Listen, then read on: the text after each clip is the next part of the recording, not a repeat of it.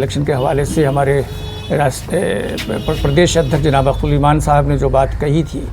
तो उस पर हम अभी तक कायम हैं और उसमें सिर्फ 2 सीटों का चूँकि हमने बाद में फ़ैसला किया कि पूर्णिया और कटिहार से अभी फ़िलहाल हम कैंडिडेट नहीं दे रहे हैं, तो बाकी सीटों पर जो पहले हमने फ़ैसला किया था वो उन सीटों पर हम कायम हैं। और इस वक्त हमने 3 सीटों पर संभावित जो कैंडिडेट्स हैं उनके नाम हमने स्टेट कमेटी ने भेजी है हमारे कौमी सदर जनाब बैरिस्टर असदुद्दीन ओवैसी साहब के पास, और उनके पास ये अंडर कंसिडरेशंस है। वो जो है जल्द ही उसका फ़ैसला लेंगे। उसमें काराकाट की जो सीट है वहाँ से प्रियंका चौधरी हैं और आपके शिवहर से जनाब राना रंजीत सिंह हैं और हमारे दरभंगा से जो प्रत्याशी हैं वो मोहम्मद कलाम हैं। तो 3 के नाम तो हमने ऑलरेडी हमारी स्टेट कमेटी ने रिकमेंड करके दिया है कौमी सदर के पास, वो उनके पास अंडर कंसिडरेशन है, वो जल्द से जल्द उसका फ़ैसला लेंगे। इस सिलसिले में एक बात जो मैं कहना ये चाह रहा हूँ कि पिछले दिनों जो इंडिया अलायंस ने, जिसे इंडिया अलायंस भी कहते हैं या गठबंधन भी कहते हैं, उसमें ख़ास तौर पर जो सीटों का जो बंटवारा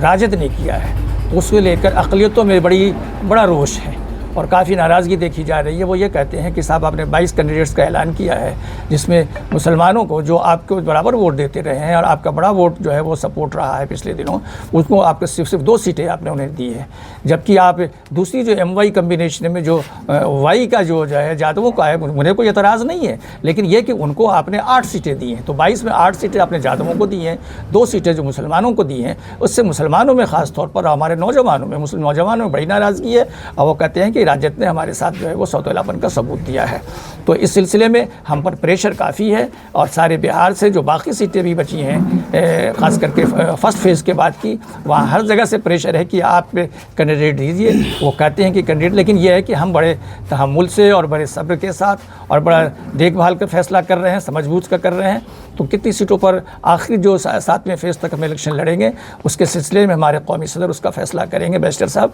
लेकिन यह है कि स्टेट कमेटी उस पर कई नामों पर विचार कर रही है और भी कई नाम हमारे अंडर कंसिडरेशन हैं। जब भी मौका मिलेगा तो इंशाल्लाह हम उसका फ़ैसला करेंगे। अररिया के हवाले से भी आपने देखा कि पिछले दिनों जो फैसले आए हैं उसके सिलसिले में लोगों की नाराज़गी है और वो चाहते हैं कि अररिया से भी हम कैंडिडेट दें। तो अररिया के हवाले से भी हम लोग गुफ्तगू हमारी हो रही है, बातचीत हो रही है और हम उस सिलसिले में भी इंशाल्लाह जल्द से जल्द कोई फ़ैसला लेंगे।